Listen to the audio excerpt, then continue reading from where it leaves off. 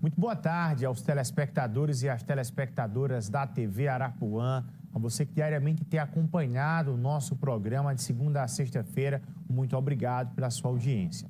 Olha, para marcar o aniversário dos 440 anos de João Pessoa, a capital recebeu ontem o Hospital da Mulher, que traz o nome de Creuza Pires. Os detalhes com Betinho Nascimento.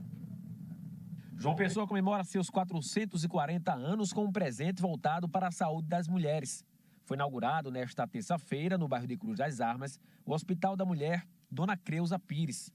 Além da multidão que compareceu, a solenidade contou com a presença do ministro da Saúde, Alexandre Padilha, e marcou o início de uma nova fase no atendimento público às mulheres paraibanas, com foco no cuidado integral e humanizado.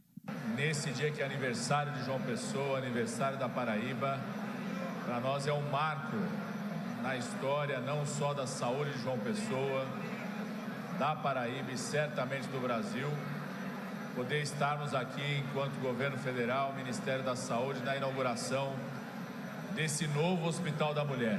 A Secretaria Estadual de Saúde, aqui em nome do secretário Ari, está pegando uma maternidade que é uma maternidade histórica para João Pessoa, transformando essa maternidade, atualizando essa maternidade, dando mais condições para os profissionais de saúde cuidarem das gestantes que vêm aqui, sem desmontar nenhum serviço dessa maternidade que já existia, Frei Damião. Ele ressaltou que, além do investimento na obra e equipamentos, o governo federal irá mandar quase 3 milhões de reais por mês para a unidade. O que era em torno de 1,2 milhões passa a ser 2,7 milhões mês a mês, caindo aqui, recurso sendo repassado aqui na parceria com o governo do estado para contratar o profissional, colocar para funcionar. E na medida que a produção for aumentando, novas especialidades forem sendo incorporadas, esse recurso pode crescer ainda mais. A nova unidade oferece uma estrutura completa: atendimento em obstetrícia, ginecologia, mastologia, diagnóstico por imagem, urgência 24 horas, acolhimento a vítimas de violência sexual, além de diversos outros serviços especializados. Essa dignidade é a prova inequívoca que o público pode e tem condições de ser melhor do que o privado. Esse hospital, ele é melhor do que qualquer hospital que tem aqui no estado. Então, a gente vai oferecer o melhor atendimento possível. Então, para a gente é uma alegria muito grande estar celebrando isso aqui. O hospital também será referência em saúde materno-infantil, com UTI neonatal e adulta, centro de parto normal, banco de leite, laboratório, agência transfusional e até uma casa da gestante. Além da assistência, o espaço também abriga setores voltados ao ensino e à pesquisa, ampliando o papel estratégico da unidade na formação e inovação em saúde, motivo de comemoração do presidente da Câmara dos Deputados. O Hospital da Mulher chega numa boa hora para ser um grande centro de assistência às mulheres paraibanas. Então aqui, além da maternidade Frei Damião, que foi completamente reconstruída, nós temos todo um centro capaz de dar o atendimento às mulheres em todas as suas faixas etárias, desde as mulheres mais novas até aquelas de mais idade. Aqui encontrarão apoio, encontrarão equipamentos de última geração, com equipe médica, uma equipe multidisciplinar de saúde preparada para dar um atendimento de excelência. Então é um dia realmente de muita alegria e, repito, hoje é o aniversário de João Pessoa e quem ganha o presente é a população da nossa capital. O prefeito de João Pessoa, Cícero Lucena, falou da importância do Hospital da Mulher na capital e ressaltou os avanços na saúde. Todos nós que moramos em João Pessoa temos a consciência que estamos vivendo um momento de celebração, de agradecimento a Deus pela condição que a cidade de João Pessoa está oferecendo à sua população e àqueles que nos visitam. Mas, ao mesmo tempo, eu como gestor, que Deus me deu essa missão junto com o eleitor de João Pessoa, eu sei da responsabilidade que eu tenho de cuidar cada vez mais dessa cidade, de melhorar cada vez mais a qualidade de vida, que esse crescimento seja um crescimento com justiça social, com inclusão e com oportunidade para todos. A inauguração integra o programa Agora Tem Especialistas, criado para ampliar a oferta de atendimentos do SUS e reduzir o tempo de espera por consultas, exames e cirurgias. Essa é mais uma ação importante que nós temos aqui que festejar e continuar cobrando. um serviço público que possa ali estar presente, contemplando todos os segmentos da sociedade. Isso é mais uma ação para um débito histórico que nós temos para com as mulheres. Todos nós sabemos o quanto ainda existe essa desigualdade na nossa sociedade. Você tem na nossa cidade, no nosso estado, um hospital que vai muito mais além do que a maternidade, porque aí era a antiga maternidade Frei Damião, que agora a maternidade permanece, porém com outros serviços ampliados. E aí a gente, inclusive, ver o ministro da Saúde, Alexandre Padilha, falando que esse hospital ele está ali em um patamar de um serviço de excelência, inclusive melhor que muitos hospitais privados do Brasil, nos faz comemorar, reconhecer e continuar cobrando mais serviços de excelência e qualidade para a nossa cidade e para o nosso estado. Não há como não reconhecer e esperamos que esse funcionamento, que as questões relacionadas aí ao dia a dia do hospital e aos atendimentos possa fazer jus a cada centavo investido nessa unidade. Eu mudo de assunto e vou a Brasília. Napoleão de Castro tem acompanhado diariamente o dia a dia do poder. A semana começa com muita tensão em Brasília, logo após a decisão do ministro Alexandre de Moraes de determinar a prisão domiciliar do ex-presidente da República, Jair Messias Bolsonaro. Depois disso, nós estamos tendo aí um calendário feito pela oposição com diversas ações e diversos atos, entre eles a obstrução da pauta lá em Brasília. Pois não, boa tarde, seja muito bem-vindo, Napoleão de Castro.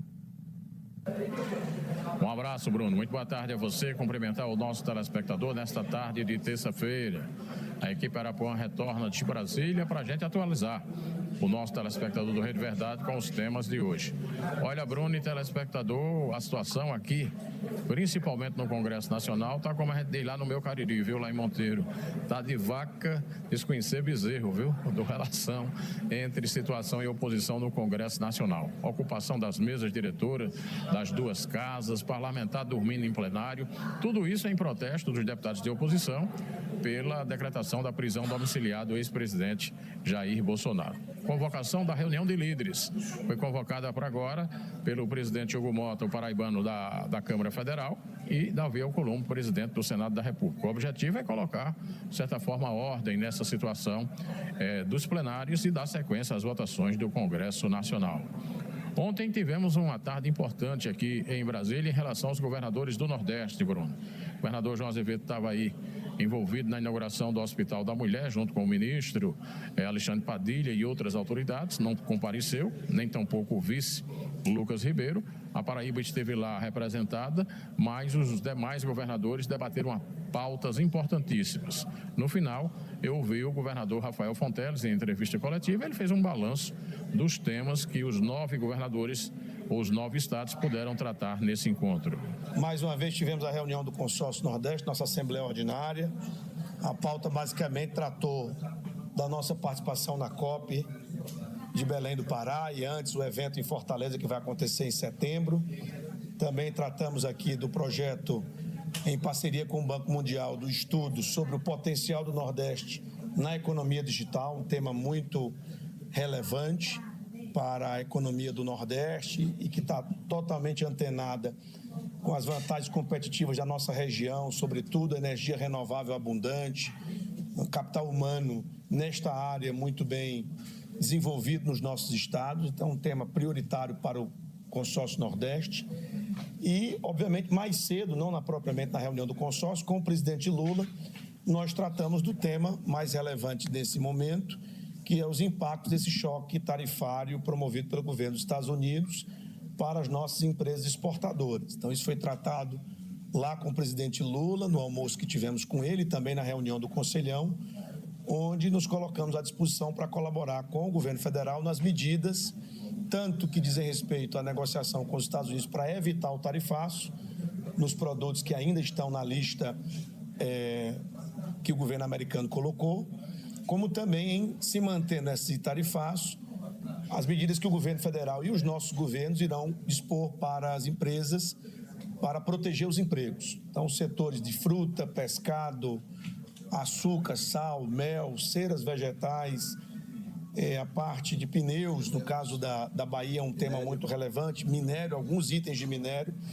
Então, o presidente Lula nos tranquilizou, assim como o ministro Alckmin, de que esses setores, sobretudo os que geram muitos empregos, serão bastante atendidos por uma gama de medidas que ainda serão anunciadas pelo ministro Alckmin, pelo ministro Haddad, mas que vai envolver certamente a parte de crédito, incentivos, compras governamentais para garantir a manutenção dos empregos dessas empresas. As informações de Brasília, exclusivo para o Rede Verdade da Arapuã, do Congresso Nacional, Napoleão de Castro.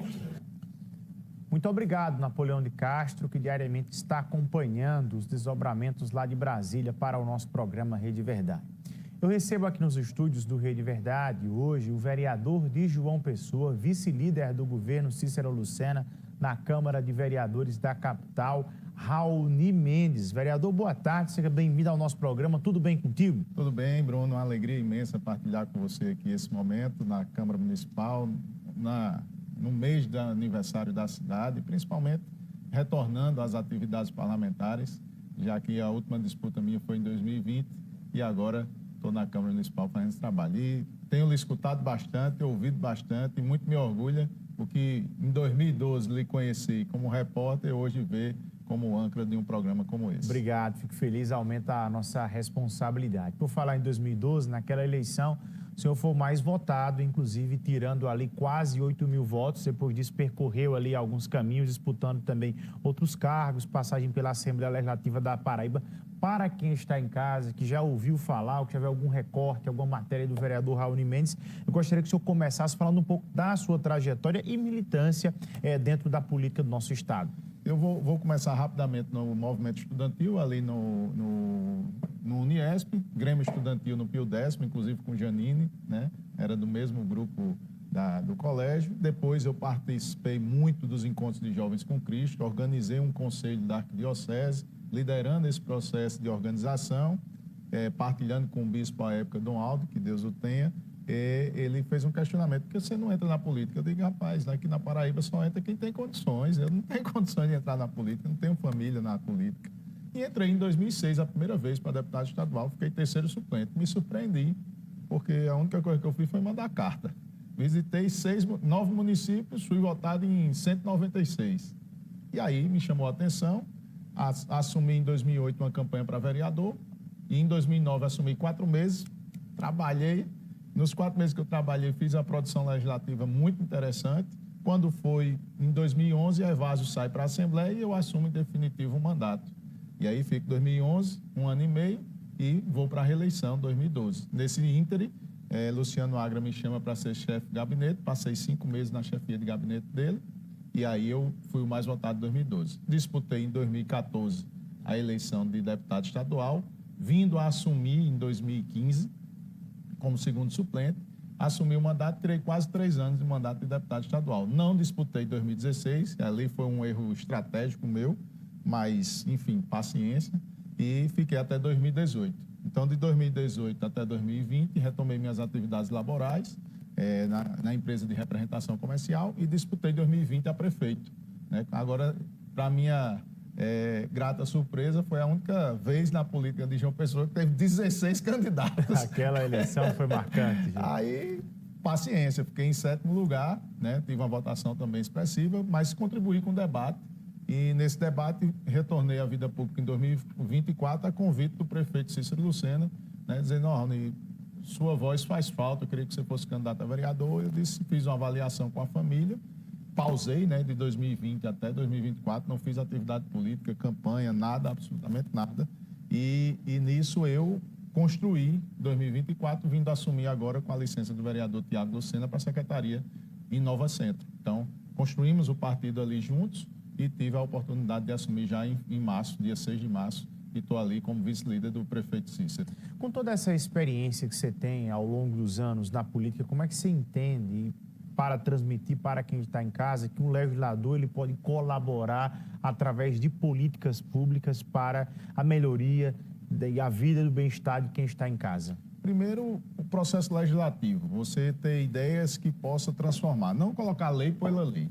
Segundo, acho que o processo fiscalizatório está próximo da população ali no PSF, está próximo numa praça, está próximo numa rua, numa necessidade do bairro, né? Quando você vai montando um grupo de trabalho, você vai entendendo as diversas realidades. Vou dar um exemplo agora. Tem uma legislação, os empresários do CDL me procuraram, que tem uma legislação de 2013 referente que não pode se cobrar frete. Aí tem um entendimento dúbio.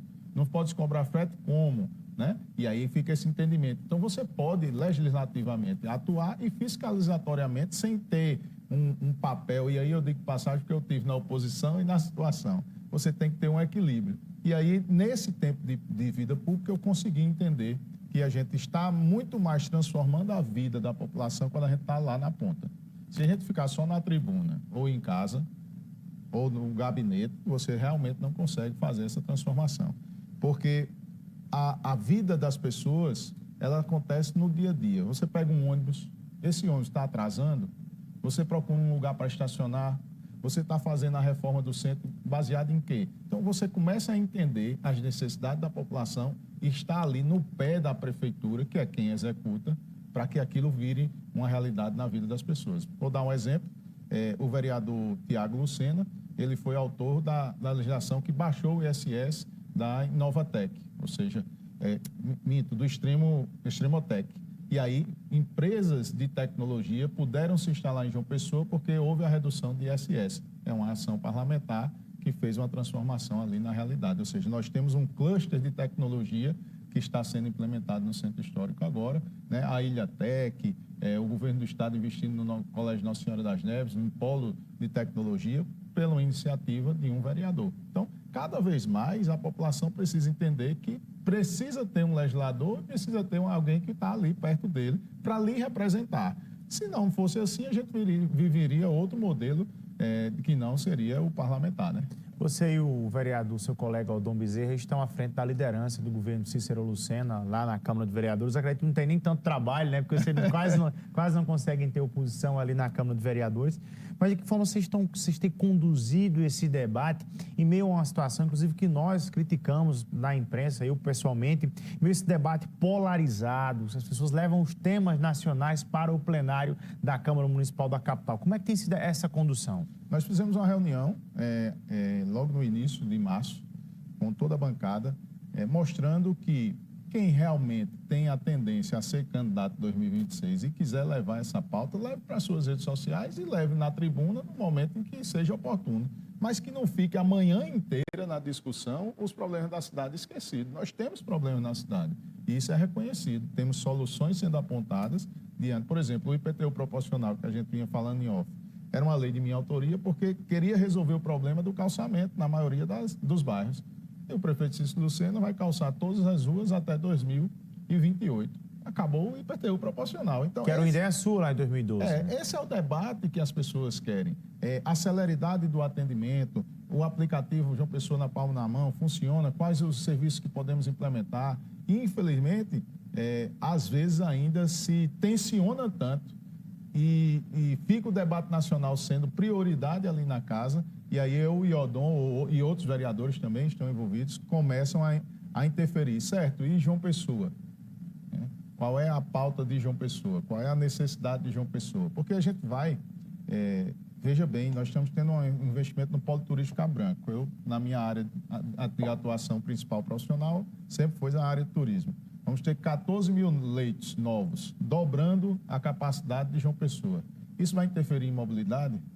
Vai interferir na saúde? Vai interferir na educação? Quantas pessoas vão vir morar para trabalhar nesse polo? Essa estrutura da cidade, ela vai ser transformada em menos de 10 anos. Nós vamos partir aí de 800, 900 mil em menos de 10 anos para 1,5 milhão de habitantes. Eu não tenho dúvida alguma. Por que, Raoni, você está afirmando isso? Vamos ter um parque aquático que é 3 vezes maior do que o Beach Park. Você olha o Beach Park, Fortaleza antes do Beach Park e Fortaleza depois do Beach Park. Isso não vai interferir aqui? Eu não tenho dúvida que vai interferir. Então, vai ter um crescimento vertiginoso. A segurança pública. Eu sempre defendi um debate municipal mais firme da segurança pública. Tem tido investimento nesse sentido. Então, a gente tem que buscar acelerar os problemas da cidade em detrimento do problema nacional. E aí sim, quem for candidato ao Congresso Nacional ou ao deputado estadual que traga esse debate nacional. Já aproveitando que o senhor está falando dessa questão de quem deve disputar na próxima eleição, o senhor tem analisado o cenário, tem possibilidade também de disputar algum cargo para o Legislativo, seja deputado estadual ou federal? Nós temos construído com o grupo, eu, Cícero, Messinho, a possibilidade de disputar o Congresso Nacional na cadeira de deputado federal. É definitivo isso? Não, né? Nós precisamos analisar todo o cenário, né, de decisão sobre isso, e eu coloco meu nome à disposição, sabe por quê, Bruno? Eu já fui relator de LDO, já fui relator de LOA, já fui líder, já fui vice-líder, já fui secretário, já ocupei espaço de protagonismo e tenho a capacidade de fazer um debate mais equilibrado, mostrando à população de João Pessoa que nós podemos ter uma cadeira na Câmara Federal, construída a 20 mãos, como eu fiz na campanha de prefeito. Não sei se você lembra, reuni um grupo de pessoas, chegamos a 130 pessoas, discutindo a cidade. Foi assim que eu fui fazendo o debate. Então, eu acho que a Câmara Federal carece de um debate mais elevado e eu vou tentar colocar meu nome nessa disposição. Isso, se o entendimento do grupo for esse. Na eleição passada, nós tivemos um debate muito forte em relação à questão da participação de líderes religiosos definitivamente na eleição, em especial padres e pastores disputando ou participando efetivamente. O senhor, como alguém que tem uma ligação muito forte com o segmento católico aqui de João Pessoa, qual é a leitura que você tem sobre a participação dessas lideranças no processo político eleitoral? Eu acho que quando o cristão se omite do processo, ele dá brecha para outras oportunidades. Portanto, eu não posso utilizar o local de religioso para me beneficiar politicamente. Quem me conhece, nesses 30 anos de vida, não de vida pública, 20 e poucos anos de vida pública, mas 30 anos de vida na igreja, eu nunca utilizei do púlpito para dizer eu sou vereador, eu sou candidato e quero o seu voto. Nunca, nunca, nunca, nunca. Nunca nenhuma candidatura minha foi utilizada de reuniões de igreja, mesmo que fosse uma reunião pequena, 10, 15, 30 pessoas, eu nunca utilizei. Por quê? Porque ali é para o culto, né? Para a oração, para alimentar a alma. Porque o homem que não alimenta a sua alma não fica de pé. Não fica de pé em circunstância nenhuma. Então, é muito importante que os homens de bem e os que estão na religião, eles assumam o protagonismo do processo político. O Papa João Paulo II e todos eles, Papa João XXIII, o Papa Francisco, o próprio Papa Leão, a política é a forma mais sublime de praticar a caridade. O problema é que estão desconstruindo a política. Você vê, Bruno, um dia que você tiver seu filho, você vê você fazendo o incentivo do seu filho para ser candidato. Meu filho, eu vou lhe formar aqui para você ser um bom gestor, um bom político. A gente não vê isso. A gente vê o quê? Olha, se afasta da política. A política não presta. Então, ou seja, tem muito mais processos maldizendo a política do que bem dizendo. Porém, nós somos regidos no dia a dia, humanamente, pela política, ou não? O ônibus, a padaria, o imposto, o ir e vir. Legislação como um todo. Tudo. Né? O nosso dia a dia é vivenciado na política. E, infelizmente, nós não temos incentivados novas gerações a formar, porque a gente, vamos dizer assim, vou usar uma palavra que a gente usa, esculhamba de uma vez por todas os políticos e a política como um todo. E para este mandato, que agora o senhor assumiu após a licença do vereador Tiago Lucena, que está na condição de secretário da gestão de Cícero, o senhor assumiu por ser o primeiro suplente, uma disputa bem acirrada ali com ele, aproximadamente 200 votos, Isso. né?